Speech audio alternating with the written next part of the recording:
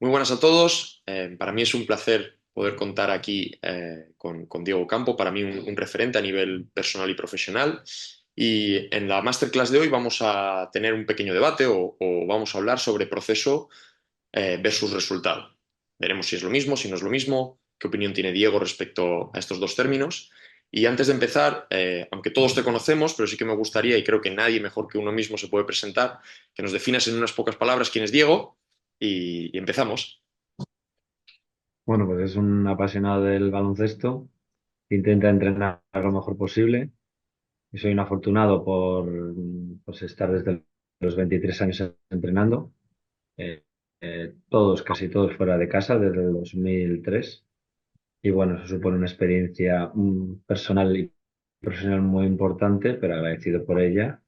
Y bueno, como decía, alguien que intenta entrenar lo mejor que puede, intentando mejorar y sacando lo mejor de intentar sacar lo mejor de los jugadores y del equipo es lo que me apasiona y me da dolores de cabeza.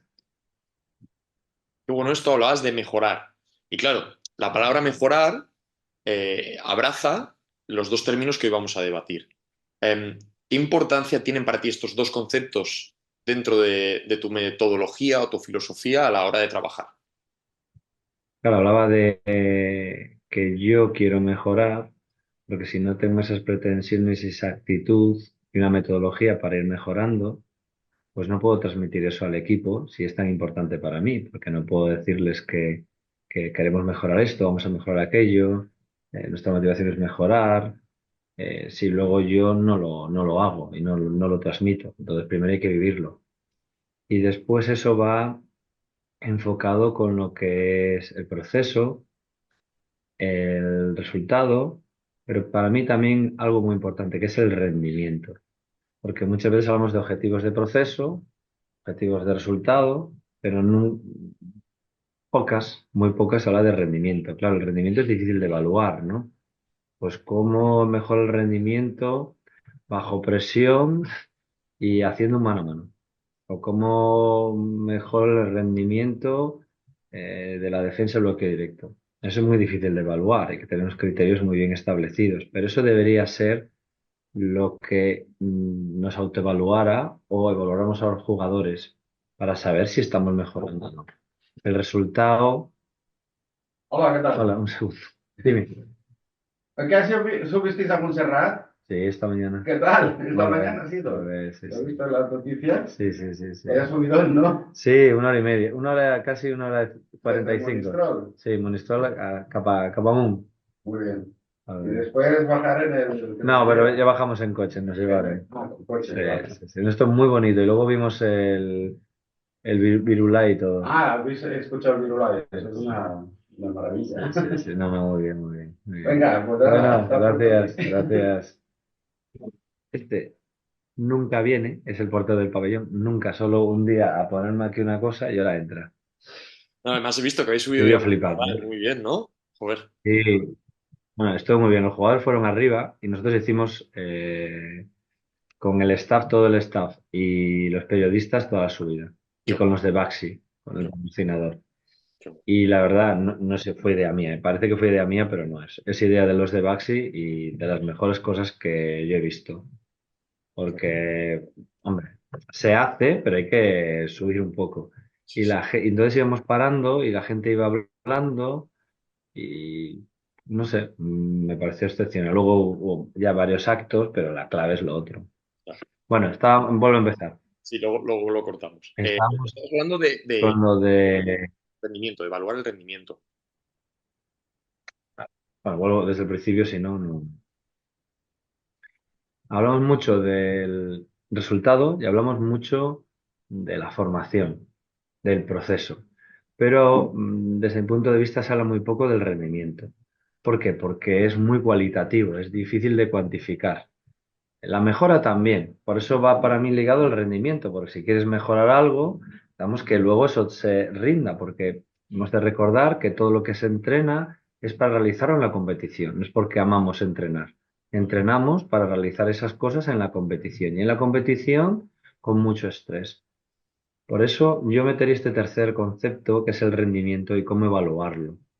Porque como responde a criterios muy cualitativos, debemos usar, pues nunca mejor dicho, criterios de evaluación, de autoevaluación y de evaluación que nos permita pues, cuantificarlo lo más objetivamente posible. Y así sabemos si realmente estamos mejorando eso y no es ponernos una nota. La evaluación es comparar un estado inicial con un estado final para saber si estamos mejorando, si estamos mejorando mucho, poco o empeorando.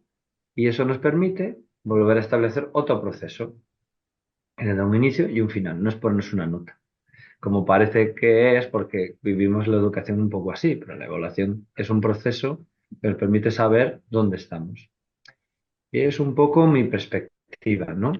Porque si nos dejamos evaluar siempre y juzgar por el resultado, pues evidentemente no es justo, porque en el resultado hay dos partes que no dependen de nosotros. Una son los jueces, los árbitros, y otro son los rivales, porque tú puedes hacer algo muy bien, pero los rivales pueden hacer, también entrenan, y lo pueden hacer fenomenal, y entonces pues, pues no ganar, ¿no?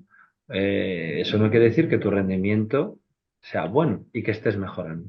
Y al revés, a veces ganas de 20 y tu mejora o tu rendimiento en el proceso que estamos hablando no es el adecuado. Por eso yo creo que hay estos dos conceptos: a evaluar el rendimiento y analizar bien lo que queremos mejorar y conseguir. Qué bueno este tercer concepto que añades. ¿Alguna pincelada de cómo lo intentas desarrollar en tu equipo o algo que nos puedas contar a nivel anecdótico o algo que creas que es interesante compartir para los entrenadores? Bueno, cuando hablamos a nivel conductual, por ejemplo, de esfuerzos o de enlazar esfuerzos Ujú. o generar hábitos de esfuerzo, hemos hecho de todo, ¿no? Desde contar los sprints, teniendo, explicándoles a los jugadores que lo que es un sprint largo o un sprint corto para nosotros puede ser un sprint largo, pues un contraataque hasta la esquina o un pivo corriendo por el medio. En el balance, pues poniendo muy claro cuál es el principio y el final, lo hemos ido haciendo, ¿no? Hemos ido haciendo primero entrenándolo, es decir, cuantificándolo en el entrenamiento. O sea, puede ser según va pasando la práctica o ayudándonos del vídeo posterior. Pero esto siempre lo hemos hecho intentando que haya esa comparación sea de individuo a individuo, es decir, no ser una heteroevaluación, es decir, uno contra otro, no crear esa competitividad, sino la competitividad de evaluarme a mí, a ver si el próximo día en este ejercicio, en esta tarea, puedo hacer este número de sprints y os permito mejorar. Lo mismo en el partido, a ver si por minuto puedo hacer más sprints de este tipo. Creo que eso no nos ha ayudado mucho, a lo mejor quizás en una mejora de la leche, pero lo que sí me ha llamado la atención es el grado de conciencia que toma el jugador sobre esto. Y a mí me pasa en algún equipo que los jugadores creían que se esforzaban mucho, que corrían mucho, pero luego mm, yo no entendía por qué no mejoraban. Y lo primero es porque no eran conscientes de cómo corrían, de la velocidad que hacían. Es decir, ellos pensaban que iban al 100% y realmente mi percepción miraba al 70%, a lo mejor entre los dos luego nos dábamos cuenta que era un 80%, porque es lo más rápido que puedas tú, ¿no? En ese momento. Ujú. Eso no, esto nos ayudó mucho. Bueno, también es verdad que cuando haces este tipo de cosas, si haces un proceso temporal muy largo, se devalúa un poco el proceso. Entonces, a mí me gusta hacer sobre 3 semanas.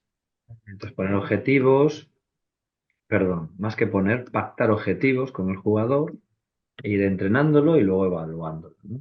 Porque si se hace más de 3 semanas, pues se va perdiendo un poco la esencia. Igual que no todos los tareas debes estar evaluando esto, porque si no están más pendientes de eso que no el objetivo de la tarea. Puede haber tareas específicas para esto. Y luego incorporarlas ya que sea como un objetivo secundario. También hemos hecho sobre, ¿qué se dice en inglés? Hustle, ¿no? De lucha. Bueno, hemos hecho un poco de todo. Pero lo que no he hecho es copiar una cosa y llevarla a otro equipo. Lo que he intentado es primero evaluar las necesidades del equipo y los jugadores y luego inventarnos o crear algo para ello. De hecho, este año estamos ahí practicando cómo hacerlo. Ya no lo tenemos muy claro, ¿no? Pero, por ejemplo, a la hora de, me gustaría eh, en algún jugador en concreto que queremos pues que mejore cómo ataca hacia la izquierda, ¿no? Básicamente. Porque tiene mucha confianza en la derecha. Yo creo que sí tiene dominio técnico táctico hacia la izquierda, pero esa componente cognitivo-emocional pues le condiciona. Pues vamos a hacer algo relacionado con esto, incluso usando la práctica imaginada. Es decir, al final usas todo lo referente al jugador en global y no vas pieza por pieza. Qué bueno, qué bueno. Bueno, me parece súper interesante esto. Y creo que es algo que todos los entrenadores deberían de tratar de implementar, ¿no? Especialmente los entrenadores de formación donde no hay presión a nivel de tiempo, tenemos mucho más margen de actuación, ya que la competición no es tan, eh, dijéramos, despiadada, ¿no? Con nosotros, ya que si no ganas, pues todo se pone más Ya. interesante. Y hablando antes, has nombrado la palabra competir, ¿no? Rendir, porque queremos poner todo eso que hacemos en el proceso, lo queremos poner el día de partido. ¿Crees que enfocarse en el proceso es opuesto a ser competitivo o no? No debería, a veces creemos que sí. Y no es que formar o trabajar mucho en la formación y desarrollo del jugador y del equipo vaya en contra de rendir y competir. No, yo creo que va todo en lo mismo. O sea, va todo en lo mismo. Y una de las competencias que se debe desarrollar es la capacidad de competir. La capacidad de competir ante la adversidad, con lo que tenemos, ¿no? Con lo que hay. Porque es muy importante de cara al niño, la niña o al jugador profesional para el rendimiento, pero luego en edades tempranas para aprender muchas cosas que van a necesitar en su vida. Entonces, no es lo mismo ganar o perder y no es lo mismo cómo compitas, pero siempre teniendo claro cómo lo vas a evaluar, porque creo que el niño necesita, el deporte le va a ayudar a adquirir unas necesidades. Pues es, como por ejemplo, cuando las cosas van mal y te empiezas a frustrar, cómo manejar eso, ¿no? O darte cuenta de que quieres aprender una habilidad o que es que tienes la competencia de algo y luego te das cuenta que no. Entonces, cómo luego estableces un plan y no te rindes. Porque todas esas cosas son muy importantes en lo que es deporte profesional, pero también en el deporte de formación. Mm, Claro, me llama la atención este enfoque que a lo mejor puede chocar con algunos al hablar de un entrenador de máximo rendimiento, ¿no? De élite. ¿Qué experiencias o qué aprendizajes te han llevado a este desarrollo de filosofía metodológica? Que hay mucha dicotomía, ¿no? Este entrenador es de formación, este entrenador compite muy bien. Pero yo no, al cabo del tiempo no veo esa percepción. Ujú. Los entrenadores vamos mejorando, igual que los jugadores van mejorando, los entrenadores, si queremos mejorar, vamos evaluando nuestras experiencias y vamos mejorando, ¿no? El problema de la complejidad de ser entrenador es que abarca muchos ámbitos. Entonces hay que pues, ir formándose en muchas cosas. Después hay un ámbito específico que es que si tú has sido pues, jugado en un nivel medio bajo, ¿no? Y llegas a un vestuario, un equipo profesional, pues hay una serie de competencias que no tienes porque no las has vivido, ¿no? Los jugadores, exjugadores que pasan del deporte de máximo nivel a entrenar, pues te das cuenta que las tienen, ¿no? Entonces, claro, nosotros, por ejemplo, yo que soy una persona de Orense, hijo de maestros, pues es mucho más difícil adquirir una serie de competencias porque yo jugaba en Salesianos, bueno, a nivel de escolar y luego a nivel de club medio, pero no había estado nunca en un vestuario profesional hasta los 24 años. Y mira la suerte que he tenido de estar ahí, ¿no? Pero me ha llevado tiempo y me lleva tiempo entender, porque yo he vivido culturalmente, familiarmente, otro tipo de experiencias. Entonces, claro, es tan complejo que lleva un tiempo, yo creo que lleva tiempo que sentirte competente, ¿no? Y es muy importante aprender de las experiencias. Con lo cual, dicho esto, volviendo a la respuesta, para mí va todo unido, porque tú en la formación es importante competir para mí. Pero claro, el tema es cómo compites, con qué normas compites, ¿no? Es más que esa dicotomía, yo creo que es importante tener el marco claro, el paradigma claro de lo que queremos conseguir y cómo le vamos a evaluar y la metodología a usar. Hablabas de este marco, ¿no? De esta dicotomía. ¿Crees que es importante generar una cultura que fomente este enfoque, ¿no? De vamos a mejorar, vamos a vamos a preocuparnos por hacerlo todo bien en el día a día, vamos a tratar de ser mejores al final de la semana? ¿Crees que es importante generar esa cultura o a veces simplemente con el hecho de hacer es suficiente? Hay que generarla, primero con el discurso, después con las creencias y después con el ejemplo. Pero para generarla se necesita crear confianza en las personas. Entonces, la confianza va en todo lo que haces, ¿no? Y claro, tienes que confiar mucho en ello. Lo que pasa es que los entrenadores afectamos a tanta gente, ¿no? Pues a los padres, a las familias, a los contextos de los clubs, a los agentes, a mucha gente, ¿no? Con lo cual, ahí entra el resultado. Porque el resultado, pues hoy en día, en la sociedad que nos movemos, marca todo. Con lo cual, yo creo que tener cierta habilidad para que ese crédito ir manteniéndolo y tener ciertos resultados que te permitan generar confianza, aunque luego la confianza vaya en otras cosas también, pero eh, todo esto facilita el proceso, ¿no? Igual que al revés, tú puedes hacerlo muy bien, tener resultados negativos y dificultan mucho el proceso, aunque luego se puede levantar. Pero hoy en día creo que hay que tener cierta habilidad para ir teniendo resultados favorables en el corto plazo, porque eso genera mucha confianza y facilita este proceso. Con lo cual, como siempre, no podemos aislarnos de donde vivimos o cómo es la sociedad, como nuestro contexto, ¿no? Entonces hay sitios donde esto está más agudizado, otros menos, y hay que saber adaptarse a ello. Pero generar esa confianza es básico en cómo hacemos las cosas, pero también hay que tener cierta habilidad para ir teniendo algún resultado favorable que genere confianza y que genere adherencia a esto que estamos haciendo. Claro, hablabas de que en algunos sitios, ¿no? Y tú que has estado en diferentes clubes y en diferentes organizaciones, em, es más fácil, ¿no? Tener esta mentalidad de mejorar. Y en otros no. ¿Cómo has abordado en esos sitios en los que no era tan fácil generar esa cultura? ¿O qué herramientas has utilizado? ¿O alguna que dices, pues mira, esto lo hice en un sitio, no hace falta que digas dónde, y me funcionó, ¿no? Porque creo que a veces, muchas veces los entrenadores aprendemos mucho de los ejemplos de otros que nos abren los ojos y nos abren la mente para implementar ciertas estrategias. Bueno, primero equivocándome, no dándome cuenta. Entonces, a posteriori te das cuenta. O sea, hay sitios donde el rendimiento, el resultado, no el rendimiento, el resultado en el corto plazo, pues es muy importante. Es decir, tienes que ir, hablando así mal, en modo supervivencia. Ujú. Entonces, todo es sobrevivir para obtener resultados favorables. Y a lo mejor ahí, o desde ahí, puedes hacer otras cosas. En otros sitios no es tan importante, porque probablemente por lo que rodea al club, lo que es el club, bueno, hay una cultura instaurada Ujú. que es más fácil, pues, sin tener esos resultados en el corto plazo. Entonces, para mí es muy importante aprender a darse cuenta de dónde está uno y lo que necesita ese sitio de ti.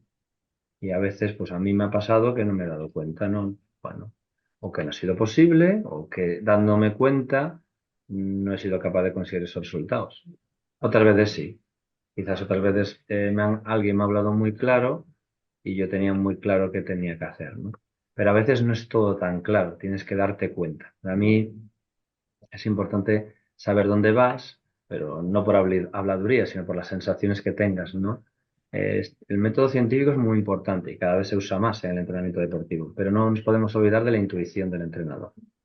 La intuición acierta muchas veces y se debe cultivar, se debe hacer caso a uno mismo y se debe seguir, aunque a veces te equivoques, evidentemente, pero eh, debemos cultivar este tipo de intuición, que hay gente que es más intuitiva, pero independientemente de eso, creo que según van pasando cosas en tu vida del entrenador, vas aprendiendo a desarrollarla, ¿no? Y esta parte es importante para ir un poco y darte cuenta de estas cosas, pues ya lo más pronto posible. Totalmente. De hecho, me acabas de recordar a una frase que dijo Ricard Casas en uno de los primeros clinics que yo fui, de que cuando llegas a una organización, lo primero que tienes que hacer, una organización, un club, donde sea, da igual, ¿eh? Puede ser una cena familiar o una cena con amigos. Tienes que identificar quién tiene la información y quién tiene el poder, ¿no? Para saber, porque muchas veces no es la misma persona y entonces pues tienes que ir adaptándote, ¿no? Y lo que hablas te requiere una gran capacidad de adaptabilidad. Antes Y hablabas para de... hacer eso hay que desarrollar la observación. Claro, antes hablabas de generar confianza. ¿Cómo trasladas, ¿no? Y has dicho, tengo que generar confianza y cada año trato de adaptarme al grupo. ¿Cómo trasladas esto a los jugadores? ¿Cómo lo intentas? ¿Qué estrategias utilizas? Bueno, primero confiando en lo mismo, porque los jugadores sí que tienen una intuición bien desarrollada y se dan cuenta si el entrenador cree o no cree. Primero confiando en lo que haces y cómo lo haces. Y después confiando en cómo eres tú. Evidentemente queremos mejorar, hay cosas que somos así y que las iremos mejorando, pero cada uno somos como somos, ¿no? Entonces también es clave que el club y los jugadores te acepten como eres. Si no les gusta, si no te aceptan, pues no hay nada que hacer. Creo que eso es fundamental, pero forma parte de otras personas saber qué perfil de entrenador puede encajar en el contexto del club y con esos jugadores que tú vas a reclutar. Yo creo que todo esto compendio de toma de decisiones es muy importante. Incluso tú como entrenador, saber en qué sitio puedes encajar o no. A veces no puedes elegir porque tenemos necesidades personales o laborales de trabajar, que esto también hay que entenderlo, ¿no? Pues claro, todo este compendio hace que sea un proceso, yo lo veo divertido, pero hay que confiar, ¿no? Que esto, en lo que estás haciendo, cómo lo estás haciendo y también no solo confiar, sino también saber transmitirlo. Pero siempre desde el cómo tú eres. Aunque a ti te gustaría mejorar algunas cosas, eso se debe dejar aparte para anclarte en tus fortalezas, en lo que tú eres. Y todo lo que haces, pues transmitirlo como tú eres. Yo creo que es muy importante la espontaneidad y naturalidad. Eh, Insistiendo en esto que hablaba de la intuición, porque eso se debe potenciar y confiar en ello. Y después, creo que al jugador, a las personas en definitiva, puede ser más duro, gritar más, menos, usar un estilo comunicativo de una manera u otra. Pero lo que realmente influye en las personas es que lo que le digas sea claro y ellos vean que es por su bien. Entonces, evidentemente, puede haber excepciones, pero tú puedes gritar, si lo que, o que al jugador no le siente bien como le dices, pero si él percibe que es por su bien y que eres claro, muy honesto, creo que eso facilita. A ver, va a haber excepciones, por supuesto, pero eh, mm, ser directo y claro ayuda mucho para mí. Y eso también genera confianza. Evidentemente, vuelvo a lo mismo. En el corto plazo, que es importante para el entrenador, los primeros pasos de pretemporada, los primeros pasos de temporada, pues, no diría que determinan, pero condicionan bastante. ¿Cuánto de importante es para ti los jugadores dentro de tu forma de entrenar? ¿Qué papel juegan? Son la clave, son la clave. Es el medio para todo.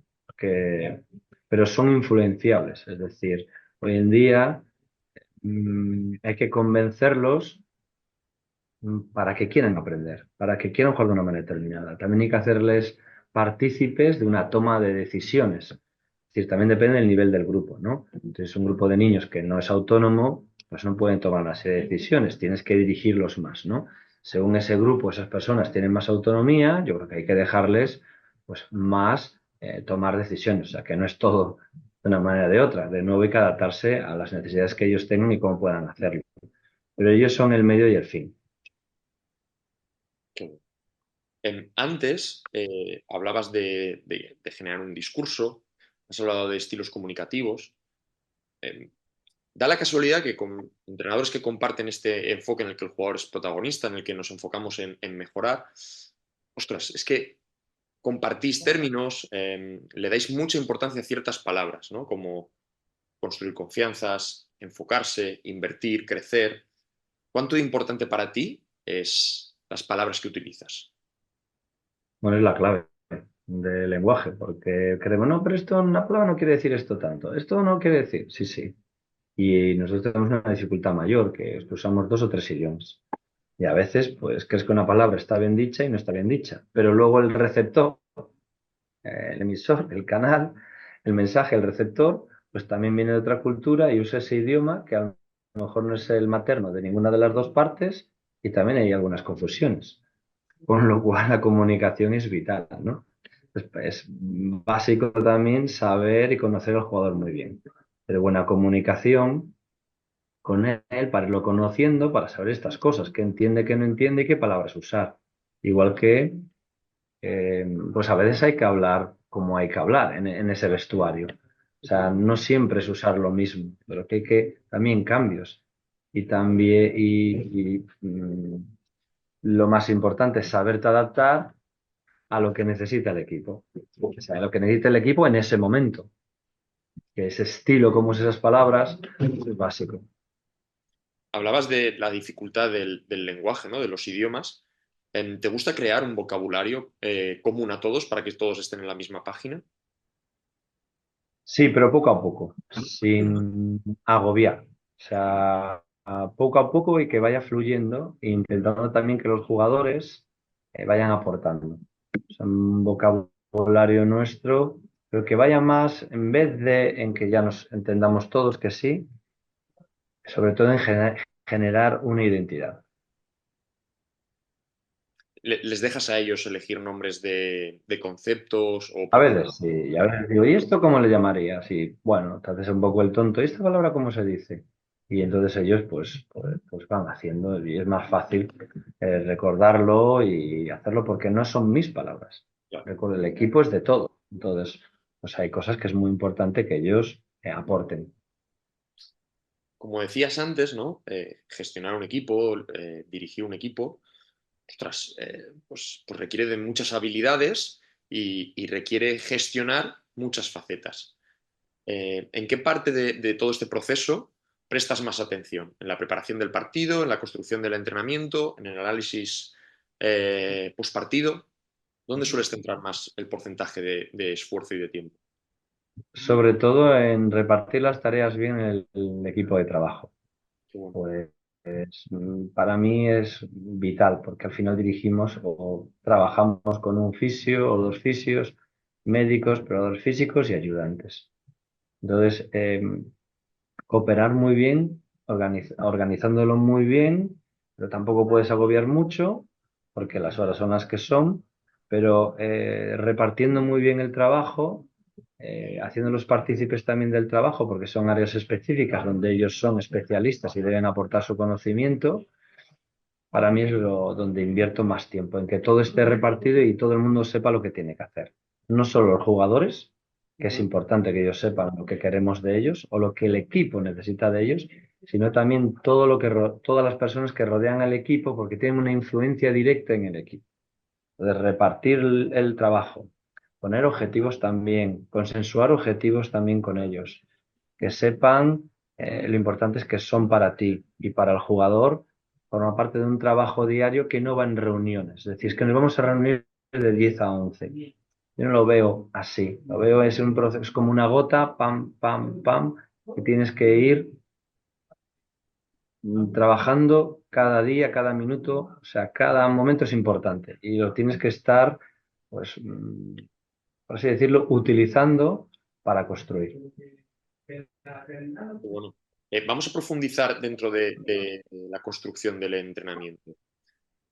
Todo esto que hablas de tratar de involucrar a todo tu staff, lo que hablabas antes de tratar de evaluar dentro del entrenamiento indicadores de rendimiento, ¿cómo lo llevas luego? ¿Cómo le das forma a toda esta teoría?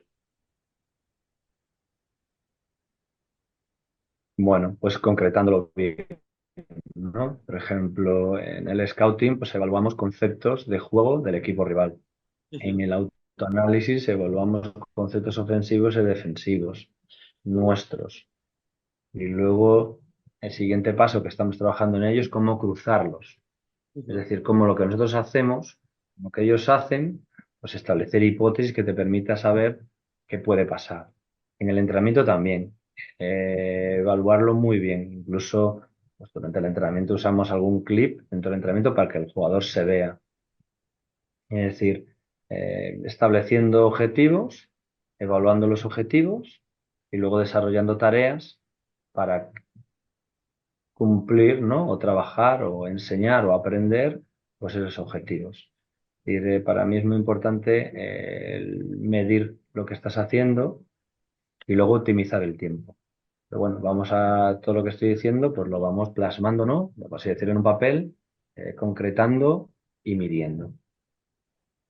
Em, con todo esto con todo el análisis que hacéis, tanto en el entrenamiento como luego en el postpartido, ¿cómo te gusta enfocar esa reunión? ¿O cómo te gusta abordar los Con los postpartidos? jugadores.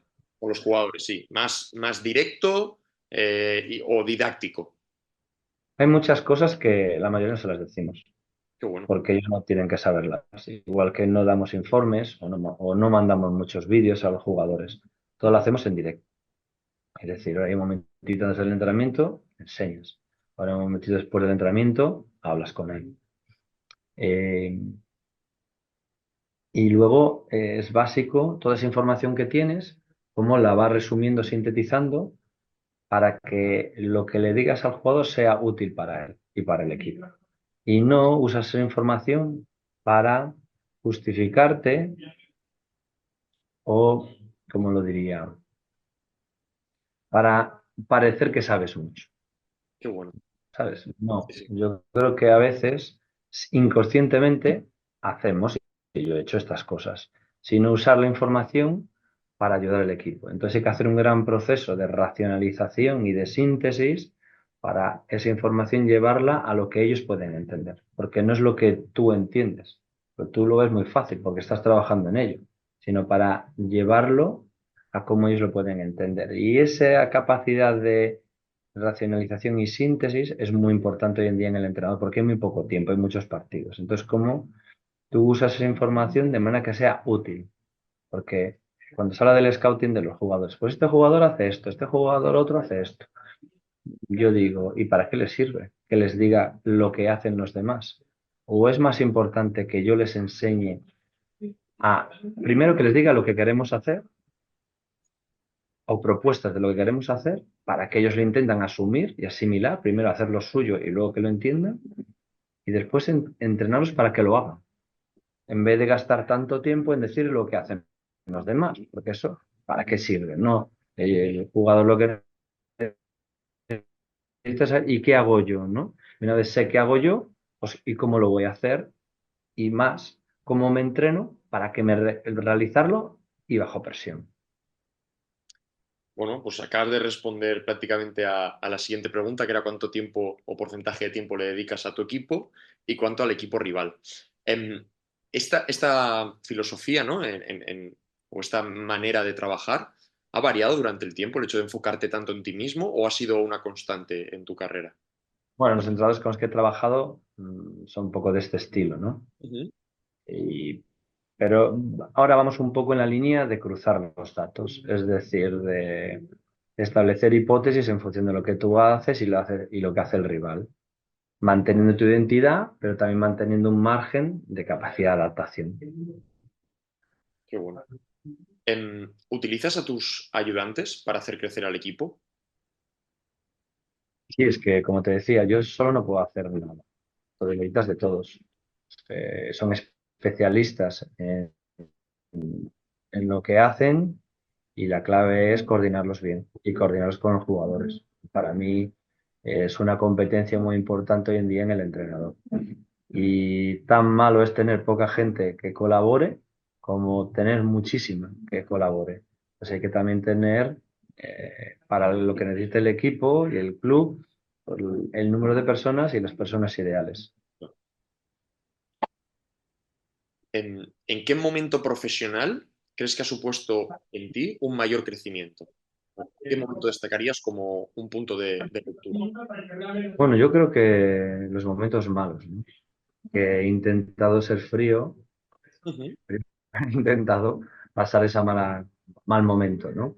Lo mejor posible, porque son malos momentos que pasas, ¿eh? Con el tiempo te vas dando cuenta porque de todas las emociones que hay ahí y cómo lo vas viviendo y cómo afecta a tu entorno, a tu familia. Entonces, intentar después de esos malos momentos racionalizar y pensar mucho en lo que puedes mejorar. Creo que eso para yo es el mayor esfuerzo que he puesto, ¿no? En ser muy autocrítico conmigo mismo, pero a la vez, bueno, luego de darme otra oportunidad, porque primero dármela yo y que me la den, ¿no? Pero sin forzar nada. Creo que es muy importante no forzar las cosas. Las cosas a veces, la mayoría de las veces pasan porque pasan y lo que hay que aprovechar son las oportunidades para aprender y luego para desarrollar ese aprendizaje. Qué bueno. Hablabas antes de emociones y de racionalizar estos momentos. ¿Cómo afrontas tú la victoria? Bueno, con tranquilidad. La verdad es que no me afecta mucho emocionalmente ni me vengo muy arriba.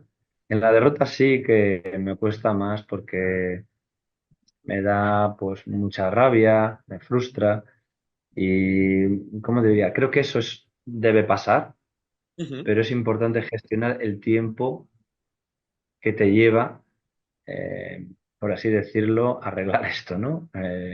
Racionalizarlo en tu cabeza y ser práctico. Para mí ese es uno de mis objetivos de mejora, que esas emociones que ocurren, creo que son buenas que me pasen, si no, no sería entrenador y me retiraré cuando no me pase, pues cómo manejarlas rápido para ya estar preparado para el siguiente paso. A veces es jugar un partido después de 2 días y a veces es jugar un partido dentro de 7 días. A veces es descansar, a veces es entrenar, ¿no? Para ayudar al equipo en lo que me necesita. Qué bueno. Sí, de hecho, hay una frase que yo creo que nos define muy bien a los entrenadores, ¿no? Que es la manera en cómo piensas cuando pierdes va a determinar el tiempo que vas a tardar en ganar. Y creo que va muy al pelo con lo que estamos. Seguro. Por Ujú. tu bagaje, has podido entrenar o formar parte de staffs tanto en diferentes organizaciones, ¿no? Clubes más grandes, clubes más pequeños, selecciones de formación, selecciones absolutas. ¿Qué aprendizajes te llevas de cada una de ellas? ¿O qué aprendizajes destacarías en todo este proceso largo que has tenido tú como entrenador? He sido muy afortunado para empezar muy joven y he estado con 4 entrenadores a los cuales admiro y me han ayudado muchísimo, ¿no? Les debo pues todo. Pero también he sido afortunado a la hora de trabajar culturalmente en otros sitios, ¿no? Pues en Chequia y en Alemania. Y estas 2 experiencias eh, creo que me han ayudado mucho a entender otras culturas, a entender otros jugadores, cómo se vive cuando estás lejos de donde tú eres. Mm, me han ayudado y me han enseñado muchísimo, ¿no? A cómo estar en esos sitios que pues, te sientes más solo, cómo tener más habilidades para adaptarte. Y eso lo llevo, pues todo eso al equipo, ¿no? O a los jugadores que ahora pues llegan nuevos. Creo que tanto el aprendizaje de estar con alguien, porque solo no se consigue nada. Necesitas que alguien te dé una oportunidad y necesitas que alguien te enseñe. Y yo he sido muy afortunado. Como el que te den oportunidades, también las he tenido. Como tener experiencias en diferentes ámbitos, diferentes tipos de club y diferentes culturas y países, pues la verdad es que me han ayudado mucho. ¿Cuál crees que es el mayor reto y el mayor hándicap en tu trabajo? El reto es estar centrado en lo que depende de ti. Qué bueno. Porque como es un deporte y todo el mundo puede opinar de él, y dependes de tanta gente porque tú al final no tiras, pues para desarrollar bien nuestro trabajo y ayudar al equipo y a los jugadores, es dificilísimo estar pendiente solo de lo que depende de ti, en donde tú puedes influir y lo que depende de ti, y centrarte en eso. Creo que ese es para mí el gran reto. Las dificultades, pues sí sabemos todos, ¿no? Eh, todas las que son, pero tener claro esos 2 círculos donde hay una intersección de donde tú puedes ayudar y lo que depende de ti y ser constante, mantenerte en los momentos buenos, porque venimos arriba y queremos afectar hasta en lo que no nos toca. Como en los malos, creo que es uno de los grandes retos nuestros y para mí mi reto. Hablabas de tratar de ayudar al equipo y esta pregunta creo que te la hice ya hace unos cuantos años y te la repito para ver si ha cambiado la respuesta. ¿Por dónde sueles empezar para ayudar a crecer a tu equipo? ¿Por el ataque o por la defensa? Pues mira, por los puntos fuertes de los jugadores. Eh, por anclar al equipo en algo, ¿no? En hacerles consciente de lo que hacen bien ellos. Porque claro, si a mí me dicen todo lo que hago mal, pues cuando al pádel, pues que lo dejaré, no volveré a jugar, ¿no? Entonces, muy importante anclarse en lo que hace bien los jugadores y lo que hace bien el equipo. Y justificar para convencer a los jugadores en lo que estás haciendo. Entonces, para mí eso es lo más importante. Mira que no es de baloncesto, básicamente es a nivel cognitivo y emocional. Eso es un poco lo que ha variado seguramente en mi contestación. Y luego, bueno, creo que el ataque y la defensa son vasos comunicantes. Entonces, claro, si yo quiero hacer un buen balance, pero una buena transición defensiva, pero corro mal el contraataque, es muy difícil mejorarlo. Entonces, hay que entender que debemos mejorar una cosa para mejorar otra. Entonces, a veces quiero mejorar el ataque y para luego que la defensa mejore y esto me va a obligar a que el ataque mejore. Y creo que controlar cómo comunicas el agua entre esos vasos es fundamental para que el equipo funcione. ¿Qué crees que define mejor a un entrenador? ¿El proceso o el resultado? O desde tu opinión. Evidentemente, el resultado hoy en día. No hay más, porque es como nos evalúan.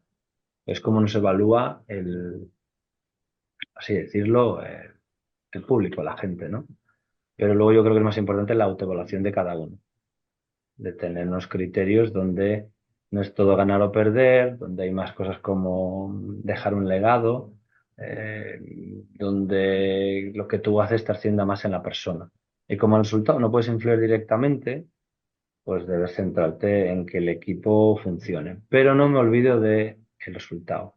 Es decir, se necesitan resultados para generar confianza en el corto plazo y poder hacer otras cosas. Y si no, pues desde mi punto de vista, si no entendemos esto, no entendemos pues las reglas de este juego.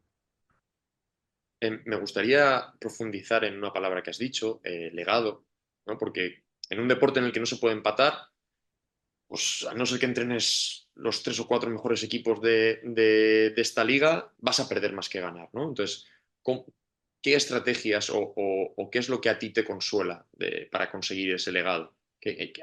Profundiza sobre esa palabra porque creo que puede ser un mensaje muy chulo para muchos entrenadores. Bueno, sobre todo llegar al jugador.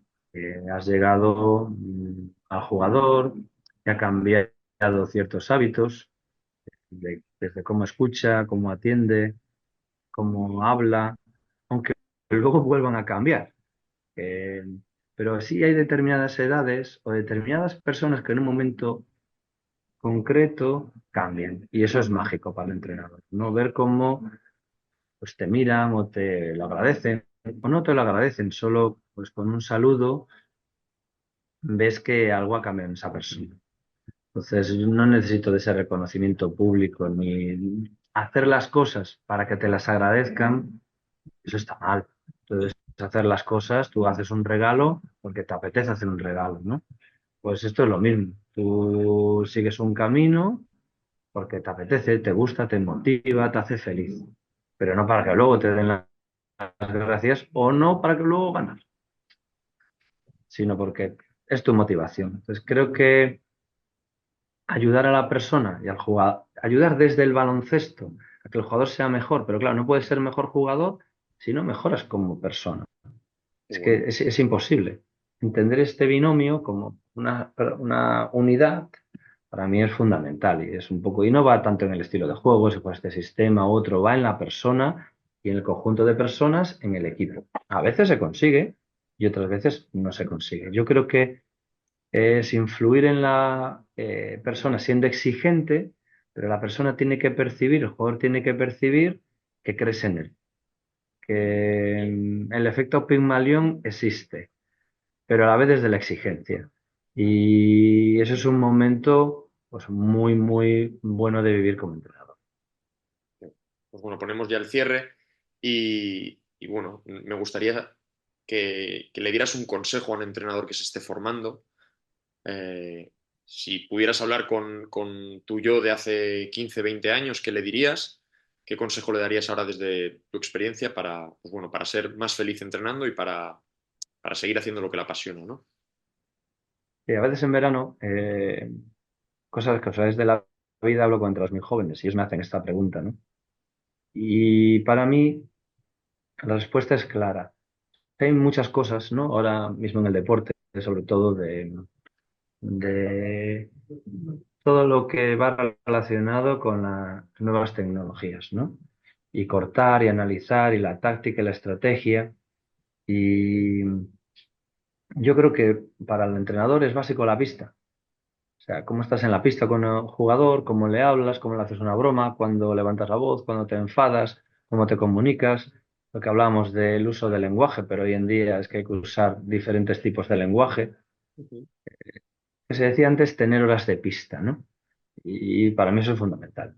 Y igual que cuando hablamos de que los niños o las niñas ya no tienen esa práctica deliberada de jugar al baloncesto y que era muy enriquecedora para favorecer la creatividad, la socialización y que como entrenadores creo que hay que, de alguna manera, buscar un tiempo donde ellos puedan jugar solos, ¿no? Incluso, diría, a nivel profesional, que puedan, sin el entrenador, intervenir ellos y tener su espacio. Creo que eso es fundamental. Pues eso también creo que debe ser importante para el entrenador. Es decir, que tenga su espacio de estar en la pista, de equivocarte, de estar disfrutando de un entrenamiento con 7, pero luego de 18. Y cómo te adaptas en media hora de tener 7, 2 o 18. Y cómo puedes tener un balón para cada uno, de repente un balón de fútbol, una pelota de tenis y un balón de baloncesto. Yo creo que eso hay que estudiar mucho, hay que formarse mucho, pero también hay que practicar. Y a mí es donde yo pondría, ¿no? Eh, toda mi energía en lo que es realmente entrenar, en practicar, en colaborar y estar en la pista, en pasar horas de pista, ¿no? Sin mirar tampoco mucho más allá. Yo no lo hice. Nunca mi objetivo fue ser entrenador profesional. Yo, todo lo que me ha pasado, ha ido ocurriendo. O sea, ha ido encajando y a veces ha encajado bien al principio, luego mal, o han salido malas cosas, bien, pero eso yo creo que la aceptación es determinante, ¿no? Para poder entender lo que estamos haciendo. Pero entrenar para divertirte, para estar con alguien, aprender de alguien, para enseñarle a alguien, sin tener tanta obsesión, ni con todo lo que es este sistema, el otro sistema, esta manera, la otra manera ni teniendo ansiedad por el futuro. Creo que eso es lo que yo intento hacer y el consejo que yo daría. Pues muchísimas gracias, Diego. Te deseamos la mayor de las suertes, muchísima fuerza para la próxima temporada y de verdad ha sido un lujo tenerte y escucharte y estamos muy agradecidos. Gracias a vosotros, ha sido un placer.